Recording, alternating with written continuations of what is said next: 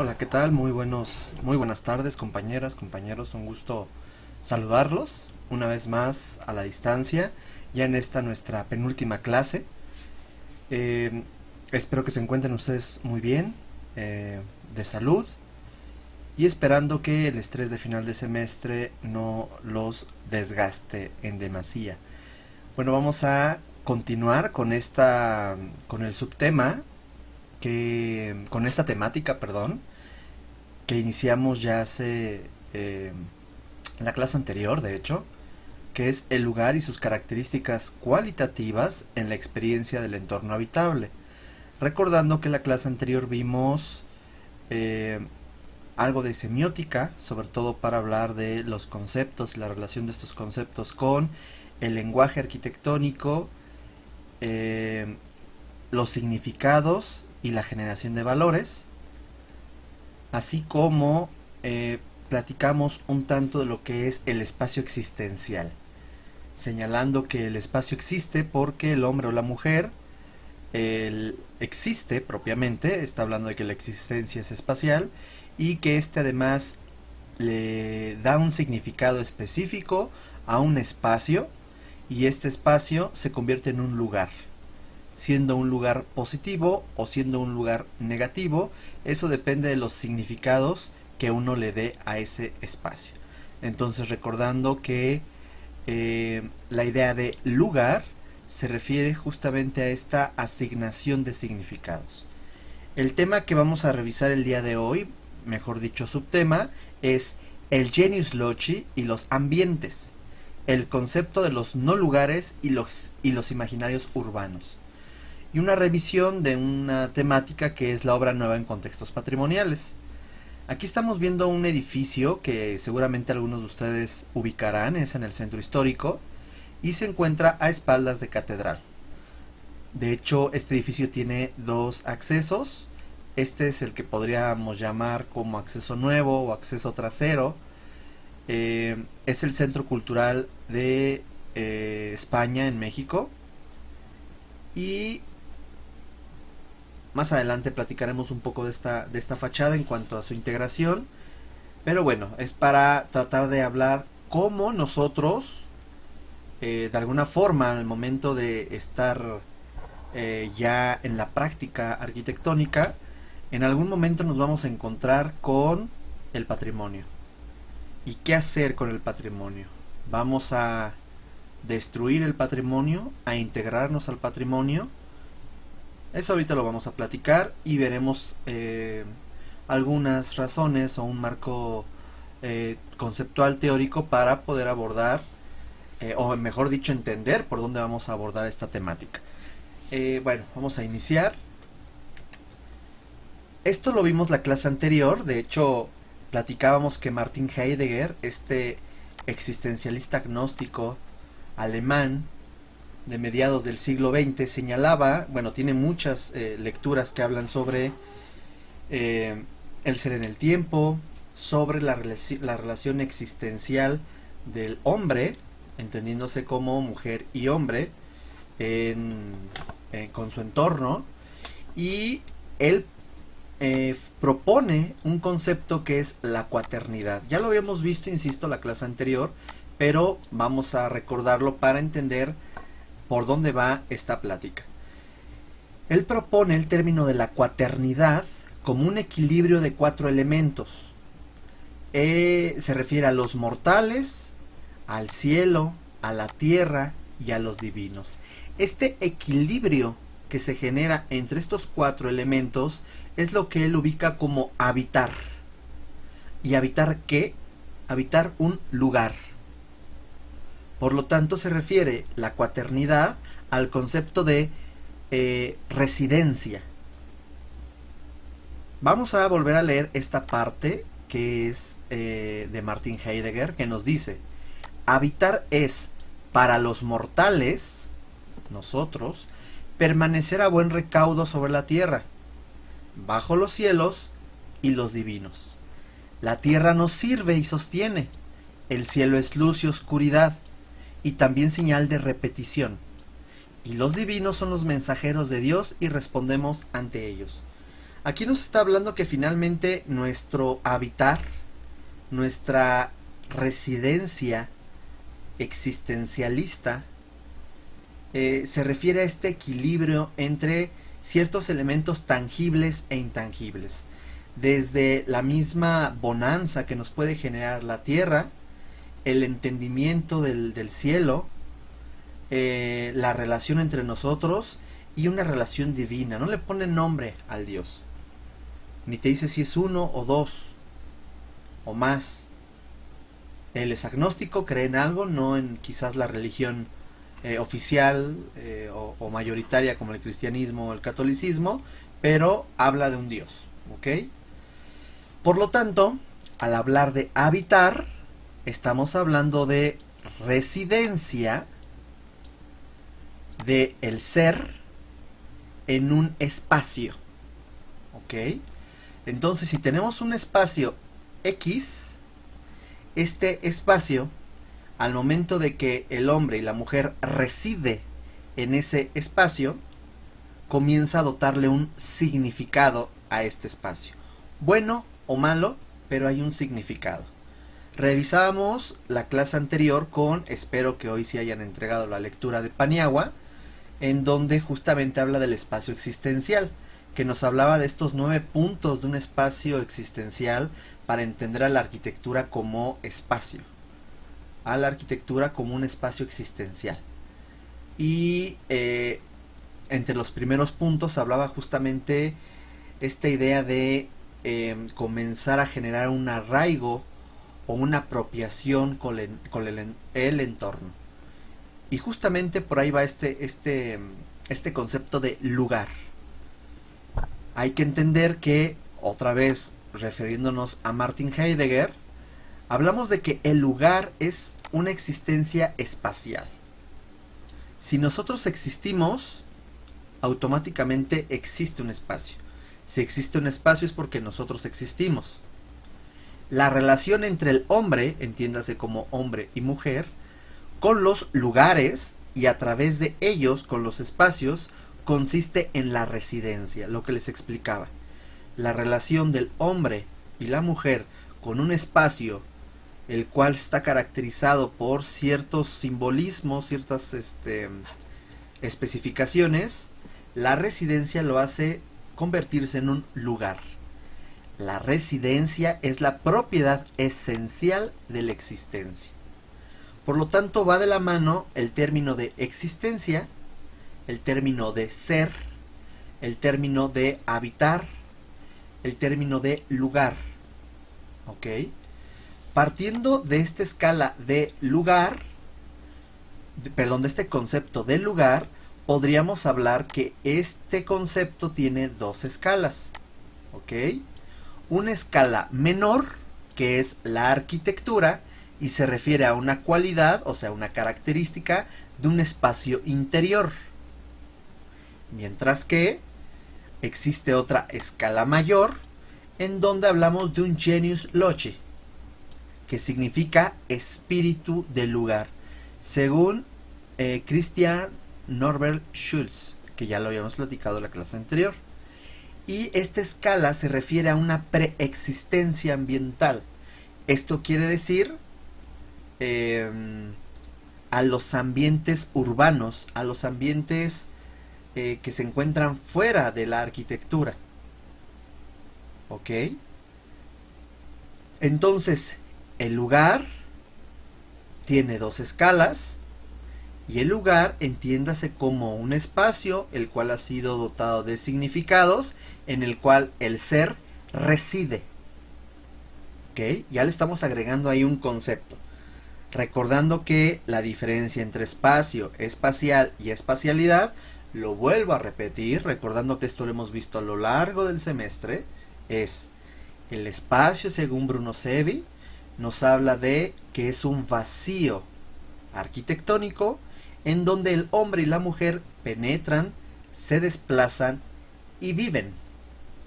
Mientras que el concepto de lo espacial se refiere a todos estos componentes que delimitan y que conforman el espacio, como son muros, cubiertas, pisos, columnas, mobiliario, vegetación, etcétera.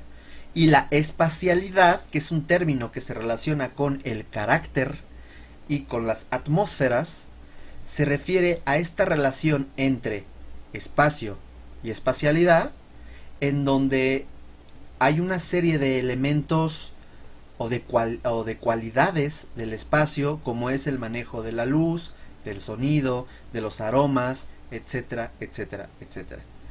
Y que además el hombre comienza a dotarle de ciertos significados. ¿Ok? Vean entonces cómo se fue complejizando este concepto, y ahora ya hablamos no nada más de una espacialidad, sino ahora hablamos ya de un lugar. Hay que recordar, por favor, compañeros, que en un principio se habló que bajo el esquema de Bruno Sevi podíamos entender que el espacio era la materia prima del arquitecto. Sin embargo, con todo lo que hemos visto, quiero que ustedes ahora no piensen solamente en un espacio que se usa, sino hay que pensar en una atmósfera que se goza. Esa es la diferencia. Por lo tanto, nuestra materia prima, sí, la base es el espacio, pero nosotros tenemos que estar pensando al momento de querer proyectar en espacialidades, o sea, relación entre espacio, lo espacial, lo simbólico, lo narrativo, los efectos de las atmósferas arquitectónicas, etc. Ya hablado esto, vamos a revisar qué es esto de Genius Loci. Nos dice Christian Herbert Schulz: todos los lugares que habitamos, o todos los lugares que residimos, poseen un Genius Loci. Cuando el hombre mora, él está simultáneamente localizado en un espacio y expuesto a un cierto carácter del ambiente. ¿Qué significa eso? Morar es un concepto que el siguiente semestre, en teoría 3, es uno de los conceptos que se revisan. Se revisan, de hecho, los conceptos de habitar, hogar, habitación, morada, etcétera, habitabilidad. Y este término de morar es un concepto que se refiere un tanto a un espacio de residencia muy personal, en el cual no cualquiera puede tener acceso, y que muchas veces puede ser hasta un estado mental. Ya eso lo platicaremos, lo revisaremos, y espero lo discutamos en persona el siguiente semestre, los que tenga yo el gusto de verlos para el 2021-1 comercial, lunes de 2 a 4. Hans Meyer. Ok, entonces nos habla de que cuando el hombre mora, o sea, el hombre está residiendo en un espacio que él considera personal y que difícilmente puede compartir porque es su espacio, es su intimidad. Estamos hablando de que obviamente en automático se está refiriendo a un espacio porque existe, y también está expuesto a un carácter del ambiente. Ok, entonces, ¿qué es esto de morar? ¿Qué es esto del Genius Loci? El Genius Loci, en términos generales, se refiere a una atmósfera. Pues justamente aquí tengo unas definiciones, vean. Vamos a revisar primero morar. Morar es habitar o residir habitualmente en un lugar, pertenecer a un lugar concreto y estar en paz y protegido. Es una definición de diccionario. No recuerdo si lo saqué de la Real Academia o del Diccionario de Español de México, del Colmex. Cualquiera de esos dos, siempre son los que uso. Y se refiere a que hay un lugar, pero este lugar no nos menciona qué escala es. Les estuve mencionando de una intimidad. Ok, entonces podría ser en una escala de arquitectura.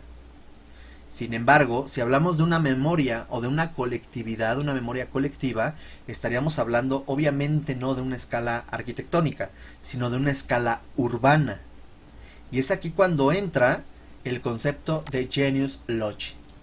Genius loci es la atmósfera en un determinado distrito, los colores de las casas, los olores, los sonidos o los acentos de la gente que vive allí, identificando tanto las características socioculturales del medio ambiente y su identidad.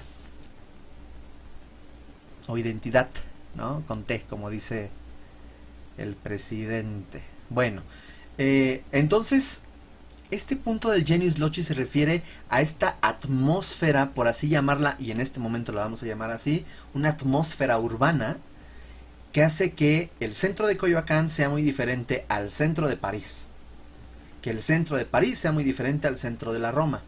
Y no hablo de la colonia Roma, hablo de la capital Roma, ¿ok?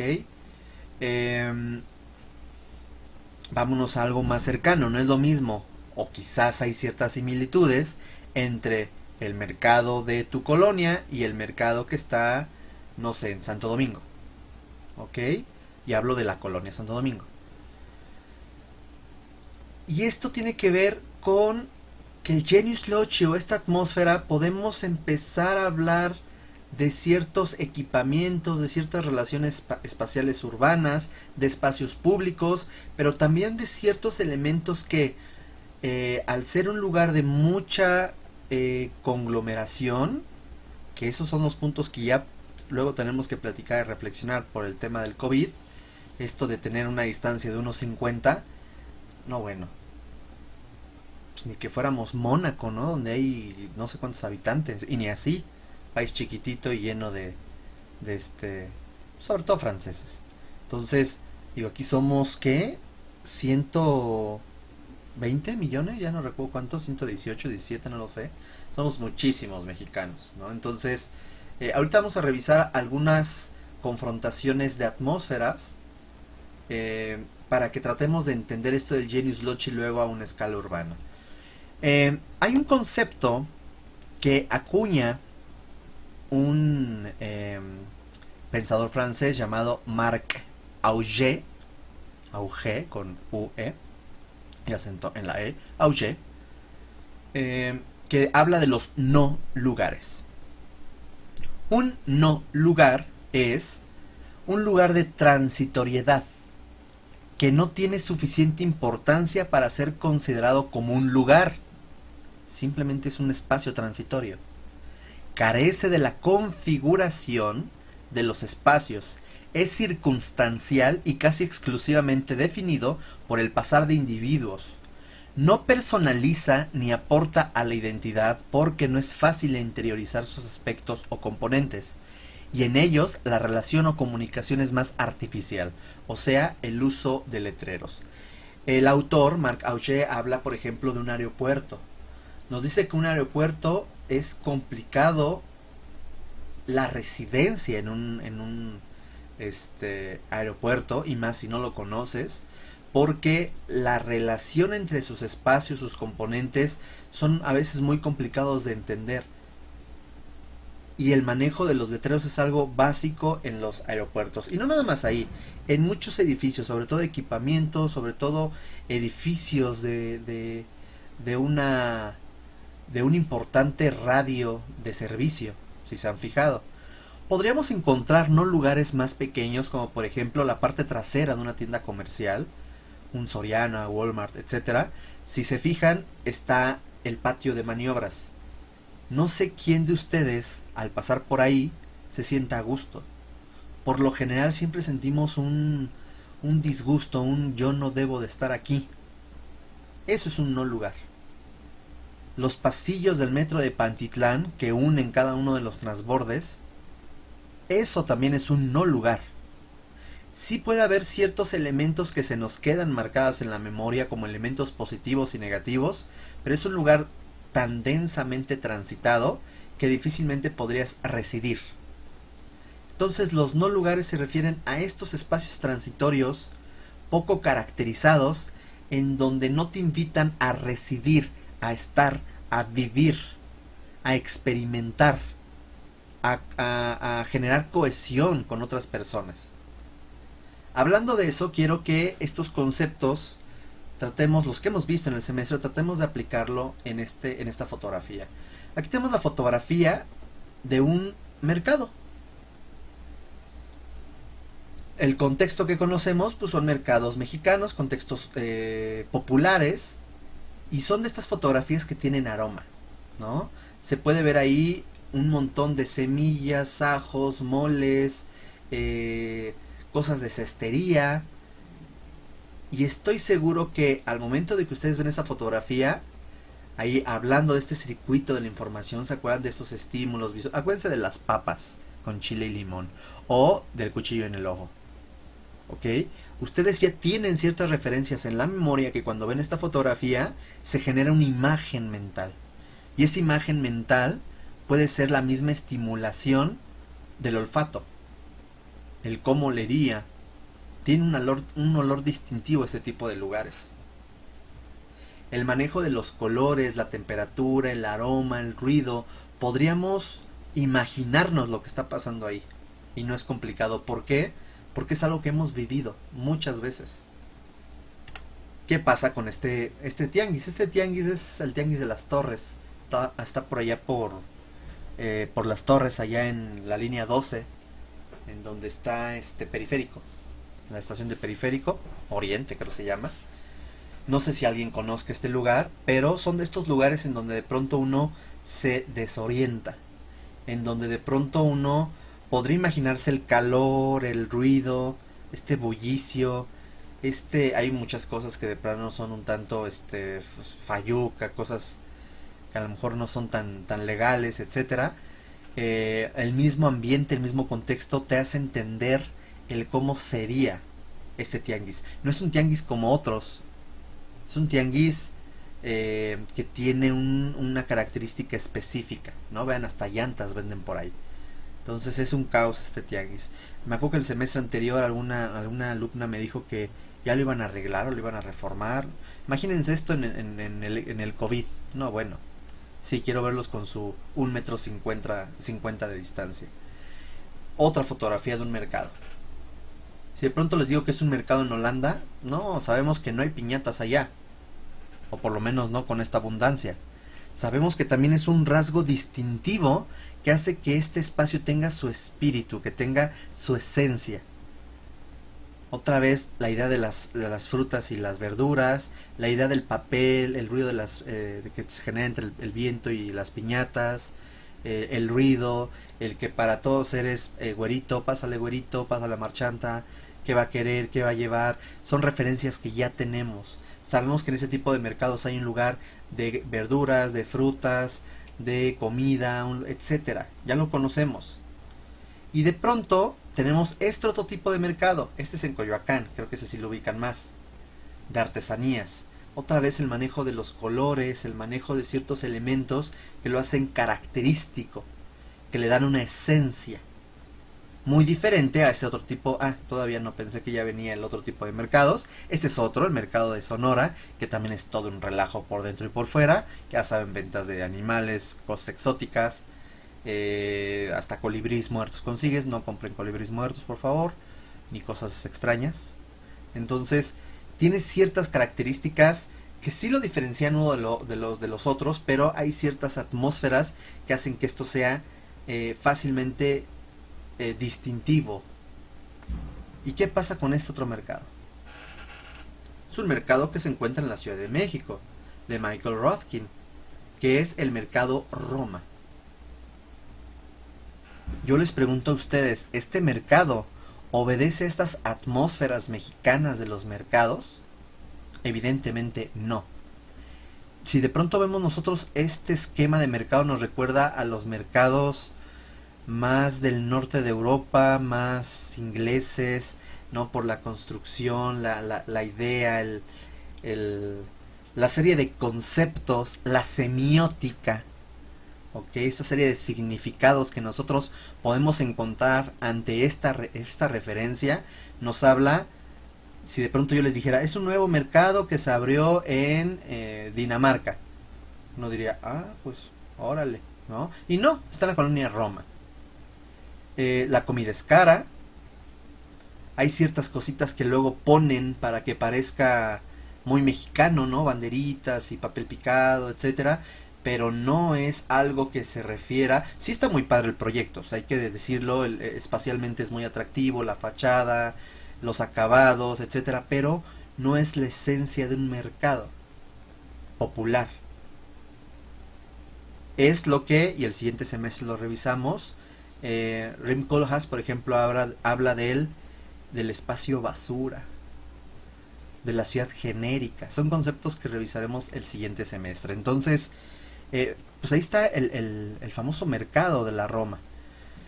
Hay un autor de nombre Javier Maderuelo, siempre me cuesta trabajo pronunciar el apellido, Maderuelo, que nos habla de que el espacio de la cultura es el definido por la expresión del arte, que se hace visible en la arquitectura, y está marcado con nombres específicos y unas formas características que tienen unos significados diferentes, porque generan emociones peculiares que identifican a los usuarios con ellos.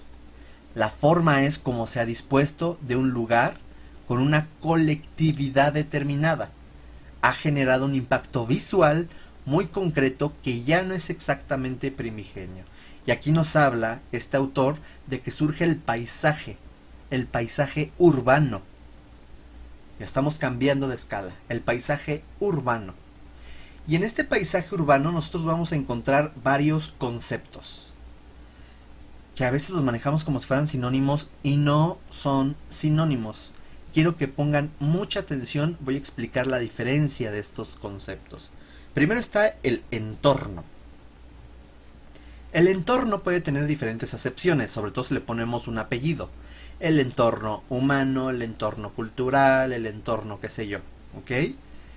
El entorno, así, por concepto, se remite a las superficies y límites virtuales que determinan un perímetro perceptivo.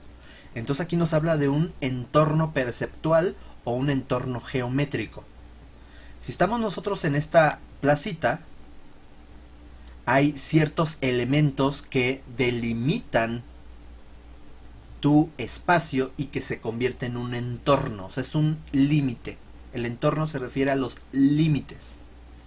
Luego encontramos el concepto de ámbito, el cual se refiere a que intenta precisar su acotamiento conceptual en referencia a ese contorno o perímetro de un espacio o lugar.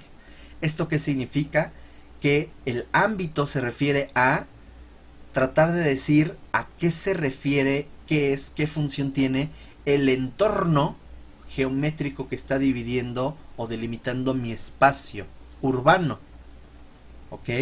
Ahí ya podríamos decir, este entorno edilicio, este entorno de fachadas, son del ámbito cultural, o son del ámbito religioso, o son del ámbito jurídico, legislativo, no lo sé.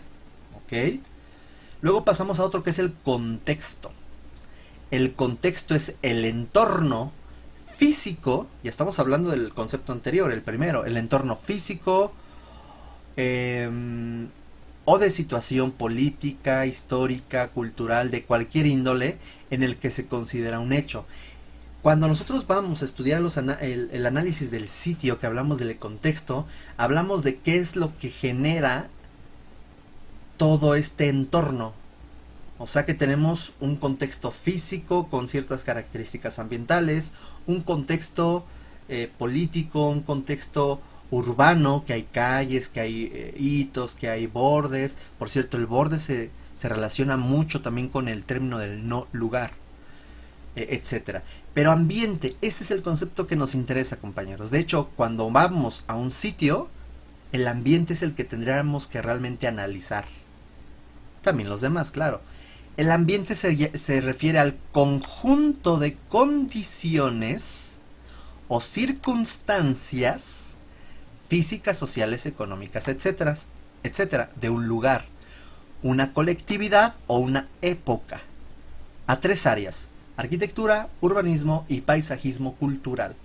El ambiente, en pocas palabras, compañeras y compañeros, se refiere a una atmósfera urbana. En resumen es eso. Trata de entender cómo es esta atmósfera física, social, económica, etcétera, en un lugar, para una colectividad, en un periodo específico, en este caso la actualidad, entendiendo la relación entre arquitectura, urbanismo y paisajismo cultural. ¿Ok? Hasta aquí vamos a dejar esta primera parte y ahorita continuamos. ¿Sale? Bye.